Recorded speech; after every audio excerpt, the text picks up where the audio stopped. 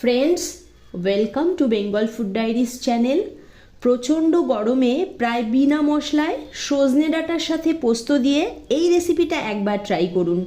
দেখবেন বাড়ির প্রত্যেক সদস্য ভীষণভাবে পছন্দ করবেন। ভিডিওটা অবশ্যই শেষ পর্যন্ত দেখবেন। কয়েকটা ফ্রেশ সজনে ডাঁটা নিয়ে নিয়েছি আর এরকম সাইজ করে কেটে নিয়েছি।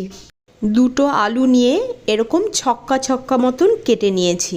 ছোট্ট বাটিতে 3 চামচ পোস্ত নিয়ে নিচ্ছি।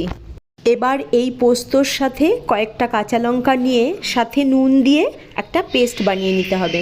কড়াইয়ে পরিমাণ মতো সর্ষের তেল নিয়ে গরম হলে ফোড়নে দিচ্ছি শুকনো লঙ্কা ও কালো জিরা। কয়েক সেকেন্ড পরে দিয়ে দেব আগে থেকে কেটে রাখা আলু।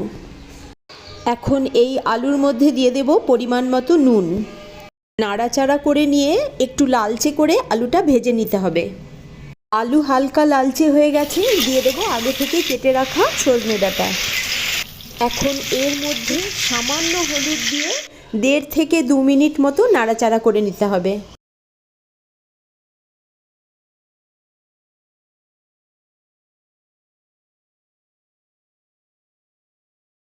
নাড়াচাড়া করে নেওয়ার কাজ হয়ে গেছে, দিয়ে দিচ্ছি আগে থেকে বেটে রাখা পোস্ত।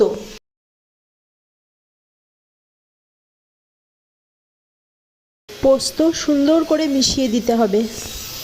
নাড়াচাড়া করার সময় কড়াইয়ের নিচে না লেগে যায় সেই কারণে পোস্তর বাটিটা ধুয়ে অল্প জল দিয়ে দিচ্ছি।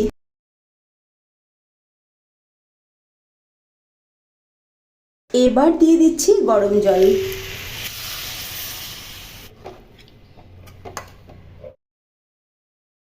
সবজি সেদ্ধ হয়ে গ্রেভি যখন এরকম ঘন হয়ে এসেছে সেই সময় দিয়ে দিচ্ছি সামান্য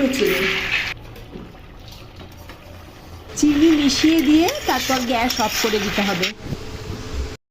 গরমে প্রায় বিনা মশলায় পোস্ত দিয়ে সজনে ডাঁটার রেসিপি ভালো লাগলে একটা লাইক করে দেবেন।